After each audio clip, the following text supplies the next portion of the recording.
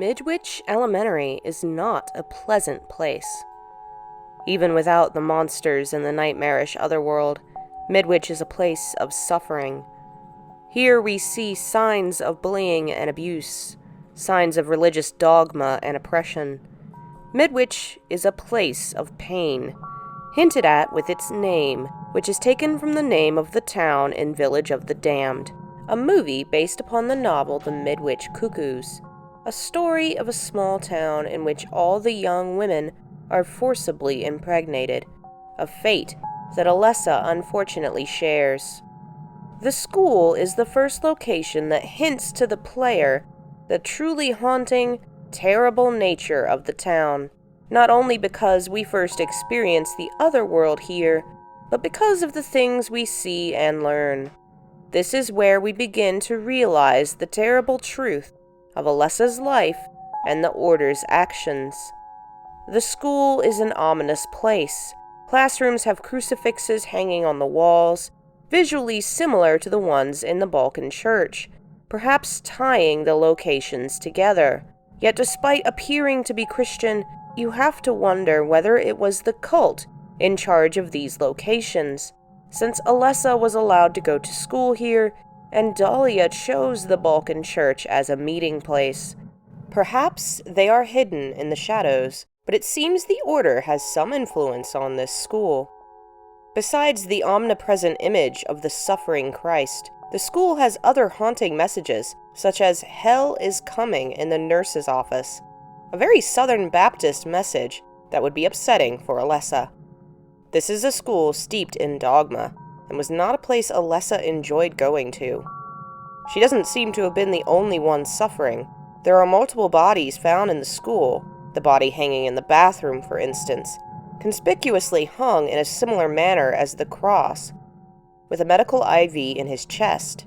The corpse is next to a note, "Leonard Rhine, the monster lurks," and, on the floor, a shotgun.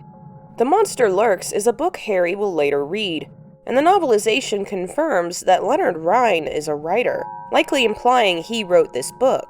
The shotgun beside him will be useful in the coming boss fight. The figure itself greatly resembles a painting in the Gillespie household. This small scene is very helpful to the player, and it almost feels as if this sacrificed person died to help us. There's the body in the locker, which holds a key Harry needs to move forward, and of course, the bloody locker. There appears to have been a place where someone murdered a cat. Death is everywhere in this school, where the monsters mostly consist of small childlike creatures, some of whom are harmless and flee in terror at the sight of you, some of which attack and kill you. The implications are deeply upsetting. The level focuses upon the clock tower. The player must solve a series of puzzles to unlock the door at the clock tower and move on. The pieces of the puzzle are assigned times. They must be performed in order, and require the player to go to specific rooms, often classrooms, and perform a task. In a way, Harry is experiencing a school day at Midwich himself, following a class schedule. The first task involves retrieving the gold medallion. It is hidden inside the old man's hand in the chemistry lab, referred to in the note as the alchemy lab. Gold has long been the focus of alchemical study, with alchemists struggling to find the way to create gold themselves.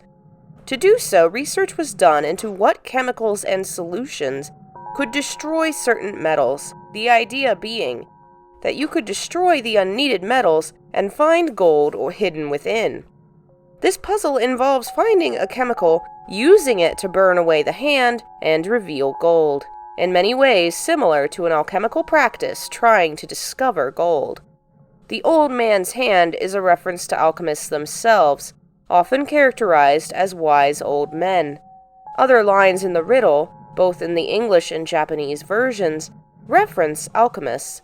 The chemical is called the sage's water or philosopher's fluid, possibly referencing the elixir of life, the potion which was the end goal of many alchemists' research. The actual chemical used is hydrochloric acid, which was called spirits of salt by alchemists. It's a potent chemical used today to clean metals. It would certainly burn away human flesh. The second puzzle in the clock tower sequence is in the music room, the Silent Birds puzzle, which involves playing a piece of music with no sound. It's an intriguing concept, and it references the fact that so many lost voices in this game have been silenced. Alessa specifically, but others as well. Kay Gordon, a teacher of Alessa's, apparently knew about the abuse she suffered and tried to help, to no avail. Later, the player will explore her house and find the garage covered in blood, a possible hint that she was silenced. The puzzle is written on sheet music for an actual Japanese song, Don't Trust Anyone Over 30 by the Moonriders, a message that probably felt appropriate to young Alessa, and also fits for Harry. In the game, nearly every adult we meet is untrustworthy. Once the puzzle is complete, the player has both the silver and gold medallions. They are placed in the clock tower, beside plates that read Golden Sun and Silver Moon. The sun is on the left, the moon on the right, the door in between them, representing a complete day, a day in the life of Alessa Gillespie. Going through the door will transform the world into the other world. But we aren't done yet. There's another task, the 5 p.m. task, which is long after most American schools have let out. This task requires going to the boiler room, which is not a classroom like the previous puzzles. It's a place of darkness and heat. The player must flip a switch to turn the boiler on to continue.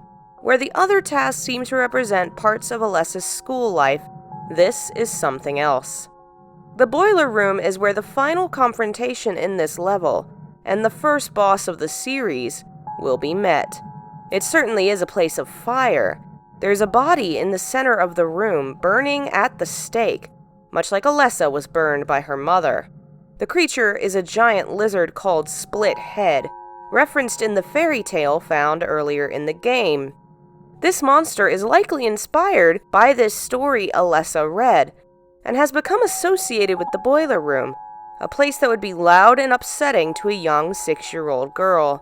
Associating these things she fears creates this battleground, a place of fire and darkness, with a reptilian creature bent on killing you.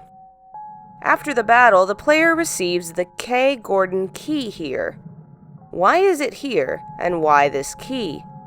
Gordon was the teacher who tried to help Alessa and possibly died for it. Was she once in this boiler room?